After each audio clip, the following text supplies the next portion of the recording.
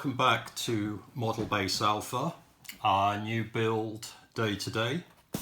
And today's build is going to be this laser tank, which appeared in the episode Infernal Machine. And this is made by UNCL, UK production, 48th scale, so half studio scale. UNCL also produce the other two laser tanks. They're still available. Timeless Hobbies in the UK, they sell them, and there's also at least one seller on eBay which sells all of UNCL's kits. If you're not familiar with UNCL, check them out. They do all sorts of Jerry Anderson, Joe 90, UFO, Captain Scarlet, Thunderbirds, all amazing kits, and not just the most popular vehicles, the more obscure ones. For instance, the Captain Scarlet hovercraft, not just the Angel Interceptor, so there's all sorts of things. Most of them seem to be about the 1/48th scale, as previously mentioned. UNCL did do this as a smaller 1/76th, but we're not building that today, nor will we be building the small artworks version. They call theirs the Model H. We will be doing those at some stage. But as mentioned, we'll be doing the 1/48th scale. So let's open it up and have a look.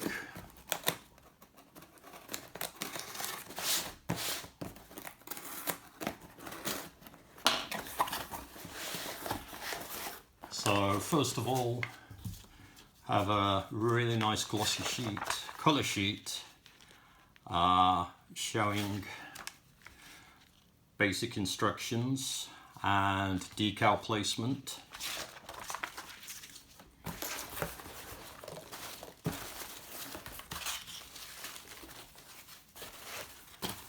Looks like the wheels and tracks are cast as one piece. Can be a blessing and a curse. Hopefully it's a blessing. So obviously two sets, left and right. Lower part of the hull, the chassis. And we come on to the main part, which as you can see is exquisitely detailed, very, very clean, just a perfect casting. The other thing about the UNCL kits is they're all of an extremely high standard, so you'll never end up disappointed. Well, I haven't been anyway. So also a small piece of photo etch for detailing and decal sheet. Some Moonbase Alpha logos hiding under there. And then some additional parts to add on. So we have the rear tanks at the back, various MISC pieces to place onto the tank at various parts, which, if you look carefully, some of these are Harrier parts, and a lot of them are from the Gemini spacecraft, so frequently used on a lot of different kits. I believe that's the Bismarck, German battleship. So we have rear detailing for the back of the hull, more re-detailing for the hull, and the main laser armament cockpit chair, and obviously a crew to go inside, and then just more misc greeblies to apply. So next step will be getting down to painting and priming, and that will be up shortly. As construction consists of mostly just attaching a few greeblies, do a few of those just to get started.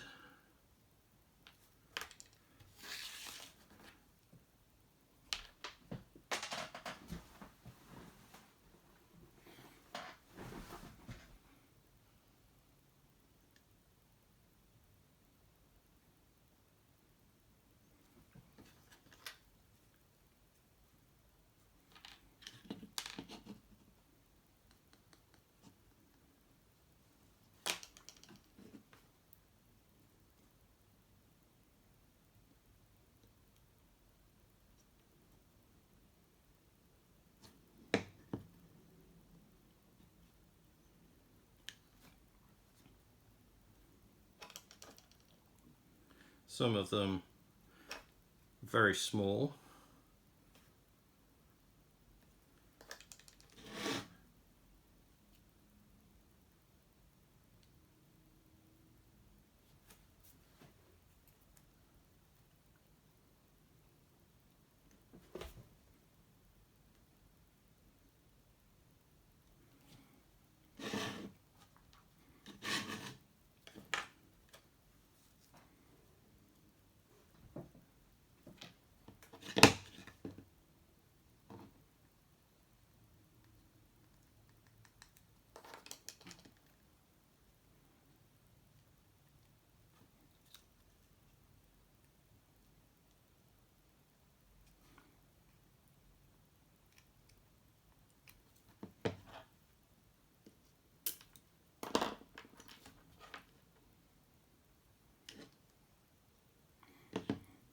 So anyway, you get the idea, and we'll be back in a moment and have some primer on. Something I didn't pay a great deal of attention to when opening the box was thoroughly checking the parts, and as I've started construction, noticed that for the rear of the tank have two parts that are exactly the same. They need to be different, as you can see in the instructions. Not envisioning this to be a big problem. However, if I can't separate this section from this section cleanly, and this part doesn't come away to make a clean break, probably going to have to substitute that part, which is, luckily there's a couple of options. This is from the Round 2 Eagle 2 kit, so as you can see that's the same part right there. Or there's another option,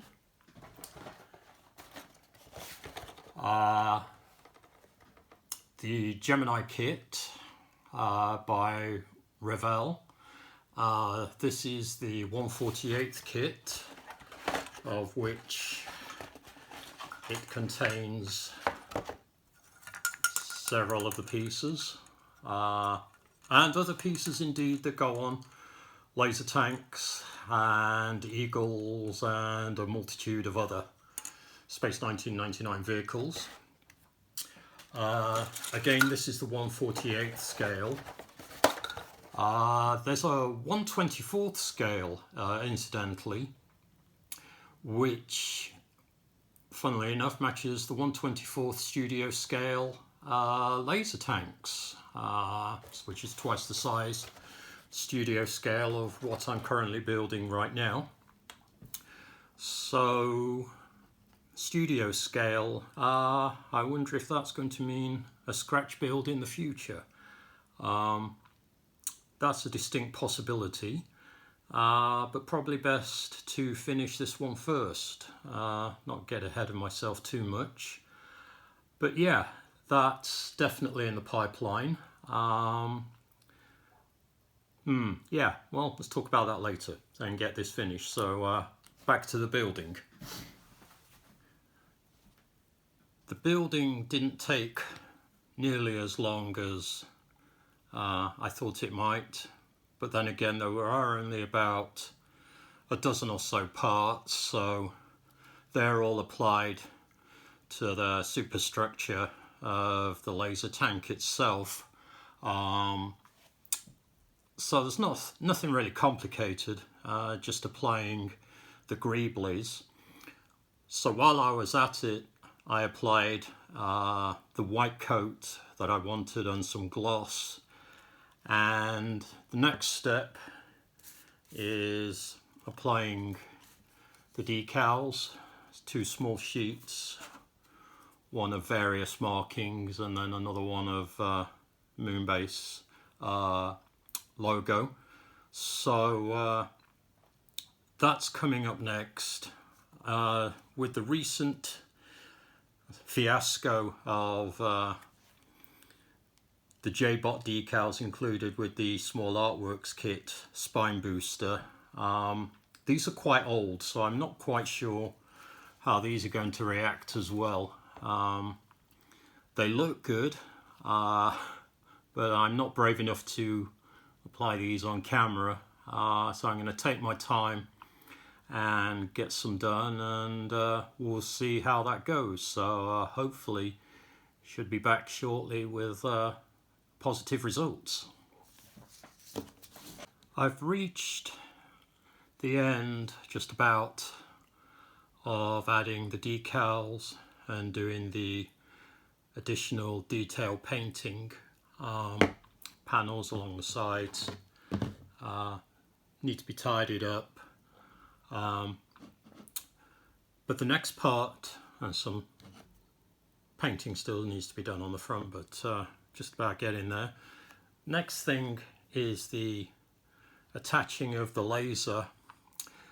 This does actually, we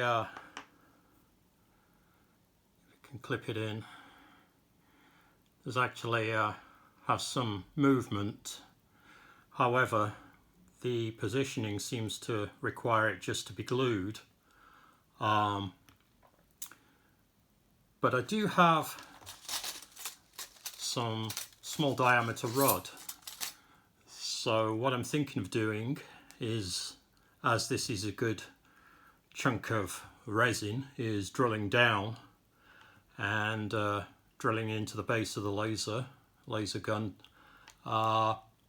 hopefully making that so that we'll be able to rotate and maybe make it a little bit more realistic. So that's the next thing, as drilling out resin's kind of boring. I'll do that off camera and be back with hopefully a fully painted laser gun that's attached to the hull. So be right back. Heading into the home straight now. Finished off the mount for the laser gun, and so that now traverses and rotates. There's a cable that needs to be attached to the rear and the laser tank itself, so that will be coming up. A few other bits and pieces need to be attached. What's usually referred to as the camera needs to go on the front. I have a few spherical tanks go on the back, they need to be attached. Small front plate that goes underneath the hull, and the actual hull underneath that also needs to be attached. It's going to have some, not so much weathering as light wear. Not overly keen on massive amounts of weathering on Space 1999 vehicles, personally, for myself. Because if you look at the original, basically there's 50 years of accumulated dust and dirt and grime, but no actual real weathering of the vehicle itself. The only other thing of note is I did a dry fit, or attempted a dry fit, of the running gear, and the sides are very, very tight, so those had to be thinned out a little bit. Also, for the cockpit, there's the dome. You get supplied two, presumably in case you make a mistake. It's entirely possible.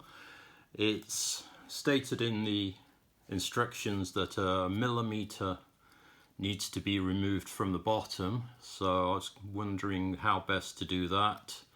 There's a Tamiya 1mm masking tape, so I've wound that round the very bottom, which will hopefully serve as a cutting guide. Use a brand new blade, but it provides a little bit of a ledge for the knife to rest against, so hopefully we'll be able to get a nice clean cut on that. A couple of other pieces, just some small greebly details, and rear engine deck, and just about done. So I'll get all those joined up and stuck together and be back with a final reveal.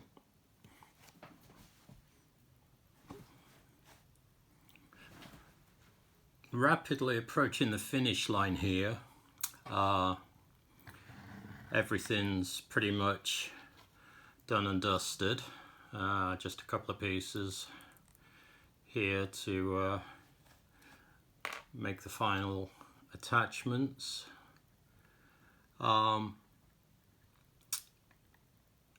Couple of things to point out, I think. The dome, actually the cutting of that went exceedingly well. Also, if you do that with this particular one, it actually sits slightly recessed, so even if your bottom of the dome isn't totally flush, it's hidden quite well, so barring any major mistakes, you shouldn't have any problems with it. Not quite sure, haven't added the astronaut, pilot, whatever you want to call him. There's no interior cockpit detailing, and there really wasn't on the studio model, I believe. The only thing I really don't like about the kit is the figure. Could perhaps be slightly more in line with the studio costume. I believe Cosmic Scale Models out of England do some 1/48 scale figures for Space 1999, so probably going to take a look at those before I do anything extra with that. And the only other thing is the connector that leads to the rear of the laser. I'm thinking that there's probably slightly more here to allow you to make some adjustments, as it seems slightly long compared to the studio model as far as I can tell. Oh, maybe not. Not too sure.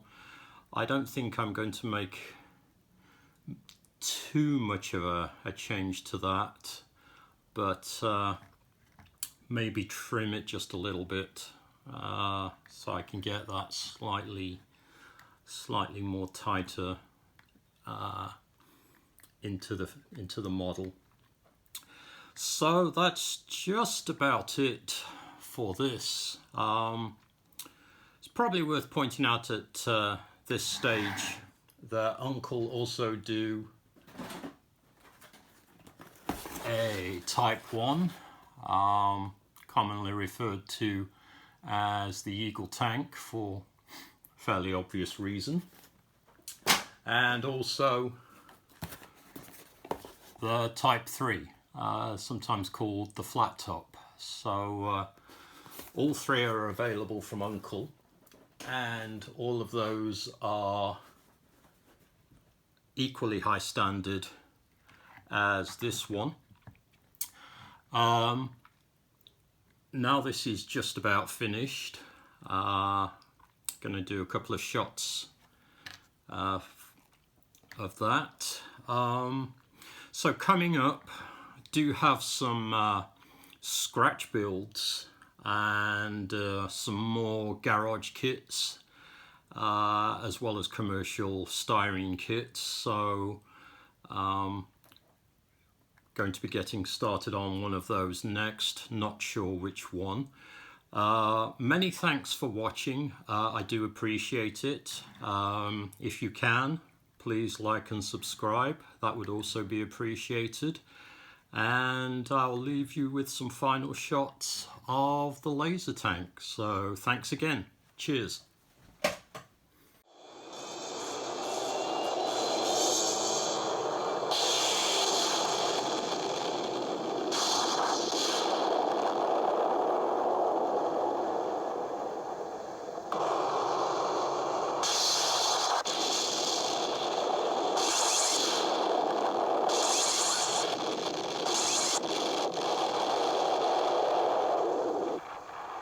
You think it better to negotiate from strength, puny as it is? Not negotiating, Gwent.